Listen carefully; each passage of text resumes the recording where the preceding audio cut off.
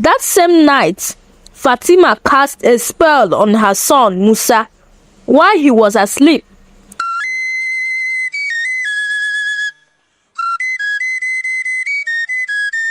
Once upon a time, in a small village called Afia, there lived a beautiful and kind lady named Salima. Salima was so beautiful that her beauty and grace caught the eyes of many men. Many men came for her hand in marriage, but she bluntly refused their advances.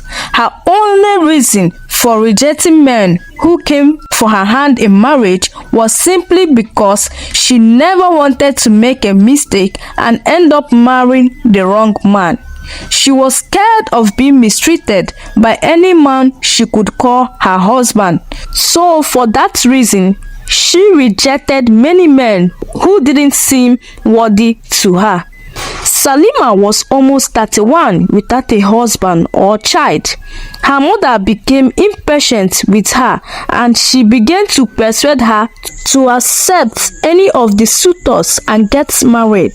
Salima ignored her mother's advice, saying that she had not found the man she wanted to spend the rest of her life with. All her mates and friends in Afia village were married with kids, but Salima was still single. This made the villagers make fun of her each time she passed by the village square. The villagers called her different names, while some called her evil spirit. Despite all the side talk and pressure from people, Salima never listened or cared, and she never failed to carry herself with grace. One day, as Salima was going to the market and passing along the bushy path, she was bitten by a snake on her left foot. She fell down, groaning in pain and screaming for help, but no one could hear her. She kept screaming for help, and fortunately, a very handsome man named Musa, who was passing by the road, saw Salima lying on the ground. He ran immediately to help her. When he got there, he asked Salima what happened, and she told him she had been bitten by a snake. Musa took pity on Salima, carried her immediately and took her to the village herbalist. The village herbalist treated Salima, but she fell asleep during the treatment.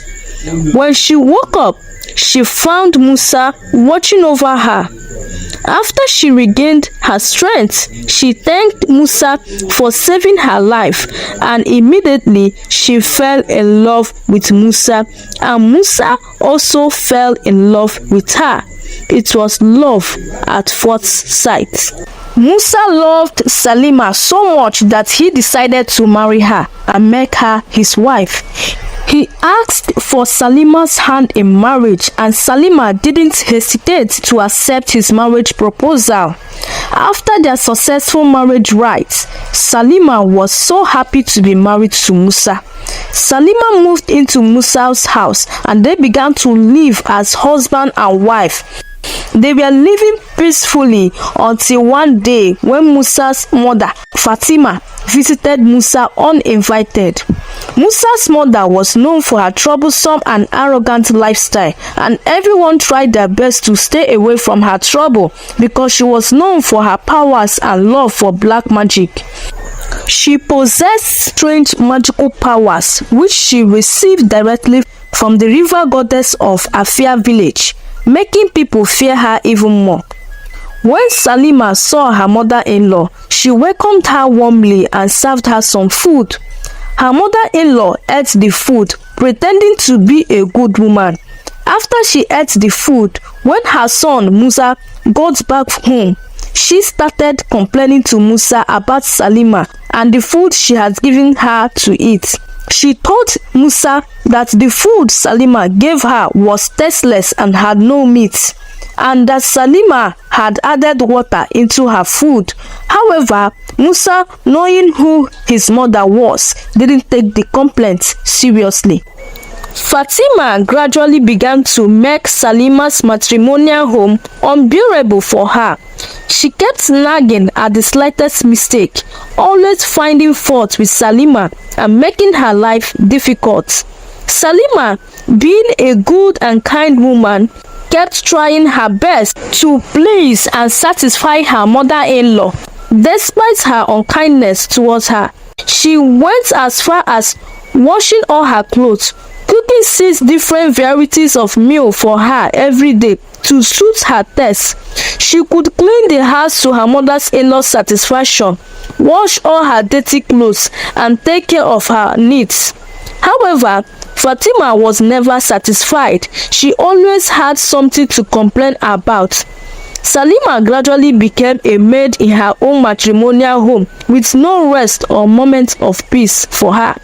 Every morning, as soon as Musa left home, Fatima could keep sending Salima on different errands as if she were a maid.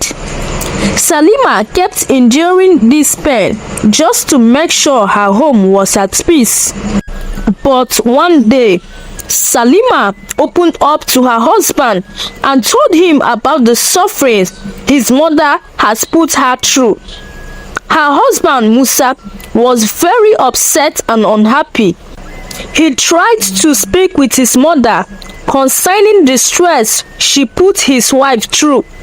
He told his mother to let Salima be and to stop treating her like a maid.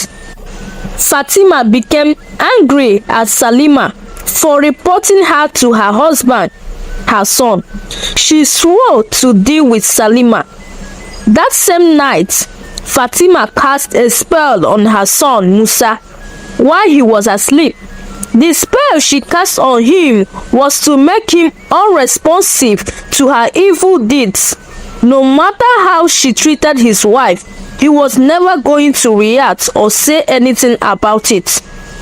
When Fatima knew that she had her son under her grip, she turned Salima into a full-time housemaid, and Salima kept suffering while her husband kept quiet over all the mistreatment from her mother.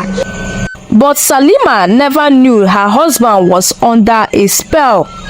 Salima continued enduring the torment from her mother-in-law, and this continued for months. One day, Salima discovered she was pregnant with her first child. She was happy that she was going to become a mother very soon.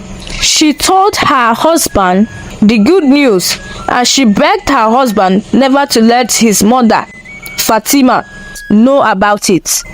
The torture on Salima from her mother-in-law continued, and Salima discovered that she has begun to get weaker and weaker as the week passed. She decided to leave her matrimonial home, telling her husband that she could be traveling to her home and that she will stay there until she gives birth. During their discussion, they never knew that Fatima was standing behind a door listening to their conversation. And then she came to realize that her daughter-in-law was pregnant. Fatima began to plot how to stop her daughter-in-law from leaving. On the day Salima was to leave, Fatima sneaked into her room and added some substance into Salima's food. After Salima ate the food, she began to feel dizzy and couldn't leave. She slept for hours, and by the time she woke up, it was already late at night. She noticed something was added to the food she had eaten. She became upset and confronted her mother-in-law. Fatima couldn't believe that Salima could have the guts to confront her. Fatima swore to deal with Salima. Fatima used her strange powers to cast a second spell on her son. This time, she cast a spell for her son to do whatsoever she told him to do. She started first by telling her son to stop taking care of his wife and also to stop giving her money for food. Her aim was to see Salima starve to death. Salima struggled to take care of herself and her unborn child single-handedly. She was able to survive by doing some manual job for people where they pay her some mega amounts of money, which she used to buy food for herself and also to buy some baby stuff for her unborn child. It surprised Fatima how Salima was able to survive even without the help of her husband. Fatima thought maybe the spell she cast on her son was not enough to make Salima suffer, so she decided to cast a spell on her pregnancy. The spell was to stop Salima's pregnancy from reaching full term. After 6 months, it was almost time for Salima to deliver. She was excited that her baby could arrive soon. She got everything ready. 10 and 11 months passed and there were no sign of labor. Salima began to weep, asking God to help her deliver. But the more she waited, the more everything seems like it's in vain. Her mother-in-law began to mock her and call her names, telling her that this is what you get for challenging me. Her husband, who was under the influence of his mother's charm, didn't even care about his wife. Salima was left to carry this challenge alone. Fatima, who was determined to see her daughter-in-law suffer, brought another woman for her son to marry. She sent Salima away from her matrimonial home, even with her pregnancy. When Salima got home, she narrated the whole event to her mother. Her mother was so emotional that her daughter has gone through all this in the hands of her mother-in-law. She welcomed her daughter and took care of Salima.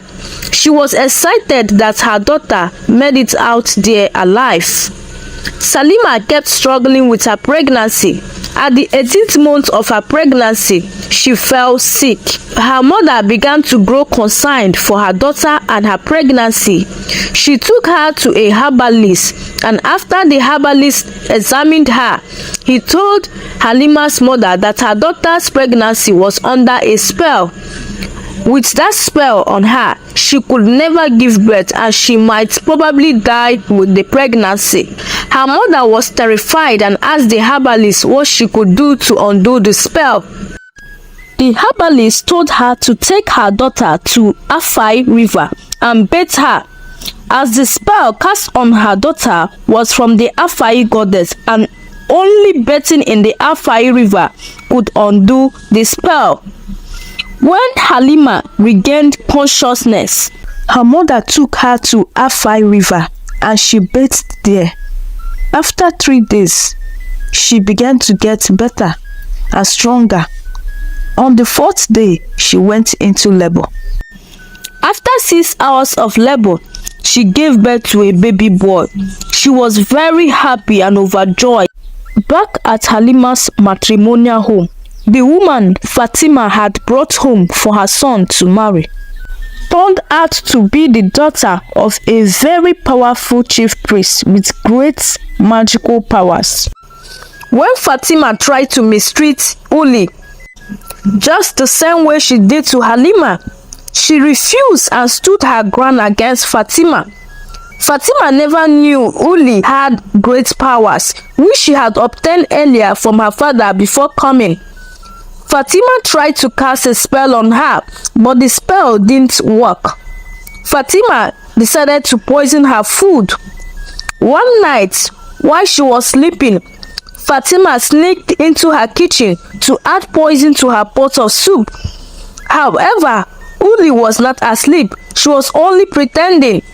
Uli saw Fatima adding the poison into her food.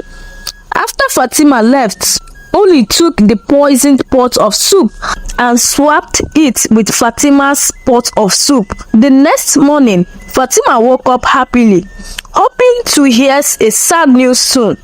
She went into her room, started eating from the pot of soup in her room, not knowing that the food she ate from was the one she had added poison to. After eating, she lied down in her room and couldn't wake up again. She died. Uli discovered that what she had added to her pot of soup was poison, and she was happy that finally the evil woman was dead.